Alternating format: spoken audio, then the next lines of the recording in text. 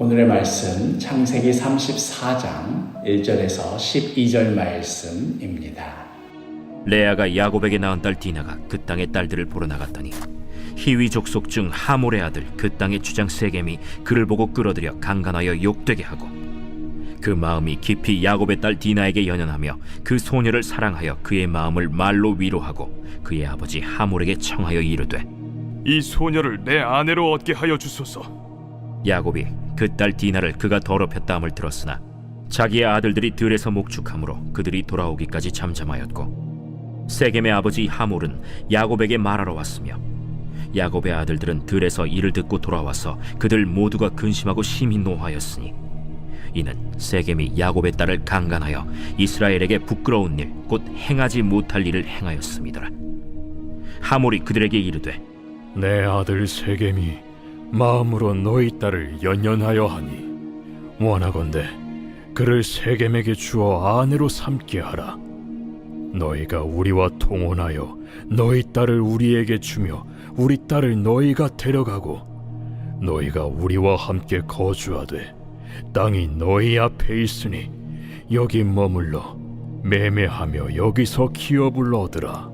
세겜도 디나의 아버지와 그의 남자 형제들에게 이르되 나로 너희에게 은혜를 입게 하라. 너희가 내게 말하는 것은 내가 다 주리니 이 소녀만 내게 주어 아내가 되게 하라. 아무리 큰 혼수와 예물을 청할지라도 너희가 내게 말한 대로 주리라. 도무지 헤어나올 수 없을 것만 같았던 외삼촌 라반과의 관계도 결국 하나님의 은혜로 해결이 되었고, 또 야곱의 평생의 숙제인 에서와의 문제도 하나님의 은혜로 무사히 마무리되었습니다. 이제 이렇게 야곱 인생의 대장정이 마무리되는 듯 했습니다. 이제 남은 일은 하나님께서 주신 복을 누리며 약속의 땅에서 머무르는 일만, 그것만 남은 듯 했습니다. 그러나 우리가 이후에 야곱의 인생에 대해서 잘 알고 있듯이 이제야말로 야곱 인생의 또 다른 차원이 열리는 순간이었습니다. 약속의 땅에서 머무른다 하는 것은 그저 그냥 가만히 앉아 있기만 하면 저절로 굴러가지는 그런 삶이 아니었습니다. 아브라함도 그러했고 그의 아버지 이삭도 그러했듯이 약속의 땅에서 거하는 삶은 계속되는 세상의 도전에 맞서서 하나님의 백성으로서의 정체성을 지켜내는 치열한 삶이었습니다. 이전에 야곱의 인생이 하나님의 백성으로서 약속의 땅으로 어떻게든 향해야 하는 그러한 여정이었다고 한다면 이제부터의 인생은 하나님의 백성으로서 약속의 땅에 머물면서 그 정체성을 지키는 삶이었던 것이지요. 그 도전은 정말이지 만만치 않았습니다. 오늘 본문 1절과 2절, 레아가 야곱에게 낳은 딸 디나가 그 땅의 딸들을 보러 나갔더니 히위 족속 중 하몰의 아들 그 땅의 추장 세겜이 그를 보고 끌어들여 강간하여 욕되게 하고, 야곱의 딸 디나가 자신의 장막 근처에 있던 성읍인 세겜에 들어갔다가 그만 그 성읍의 추장에게 성폭행을 당하고 말았던 것입니다. 디나가 유독 무슨 재수없는 일이, 뭔가 그 땅에서 특별한 일이 하필이면 생겨가지고 그런 일을 당했다라기보다는 그 땅의 문화가, 그 땅이 살아가는 사람, 그 땅의 사람들이 살아가는 삶의 방식이 그냥 이 정도 수준이었던 것이지요. 아직까지는 하나님의 진노의 심판에 다다른 정도까지는 아니었지만 언젠가는 그 종말을 맞이하고야 말 그 죄악의 수준을 향하여서 나날이 악해져 가고 있었던 것입니다. 약속의 땅에 산다 하는 것은 바로 이 범람하는 죄악 속에서 자기 자신을 지켜 하나님의 백성으로서의 삶을 살아가는 것이었습니다. 야곱의 가족으로서는 끔찍하기 그지 없는 일이었지만 그 일대의 사람들의 수준에서 볼 때 성폭행을 저지른 세겜의 집안으로서는 자기네들의 삶의 수준을 생각해 볼 때 꽤나 배려를 한답시고 하는 말이 이런 것이었습니다. 오늘 본문의 11절과 12절에 세겜도 디나의 아버지와 그의 남자 형제들에게 이르되 나로 너희에게 은혜를 입게 하라. 너희가 내게 말하는 것은 내가 다 주리니 이 소녀만 내게 주어 아내가 되게 하라. 아무리 큰 혼수와 예물을 청할지라도 너희가 내게 말한 대로 주리라.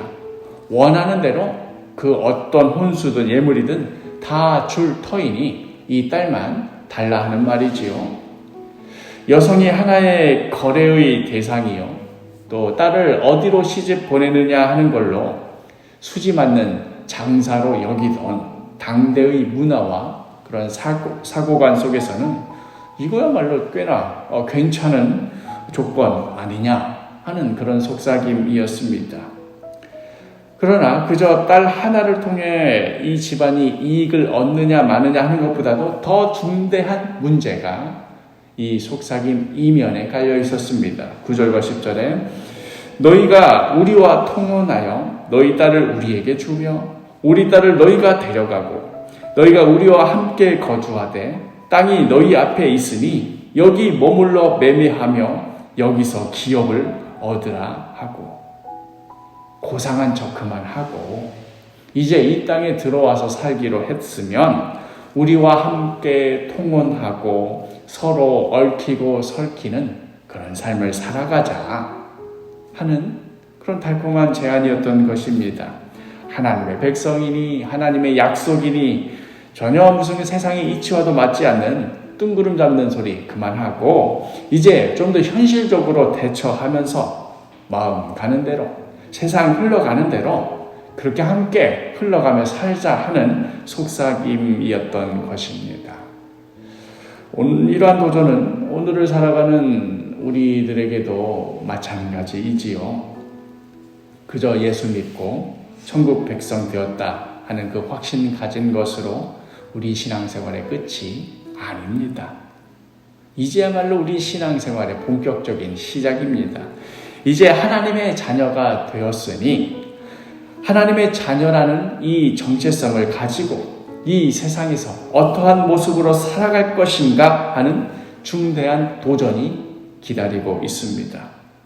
죄로 인해 영영 죽을 수밖에 없었던 우리가 예수 그리스도의 보혈로 하나님의 백성이 된 것 그것 자체도 하나님의 은혜로 말미암은 것이지만 또한 이 땅 가운데서 하나님의 백성으로서 하나님의 자녀로서의 정체성을 지키며 살아가는 것 이 역시도 하나님의 은혜가 아니면 감당할 수가 없는 것입니다.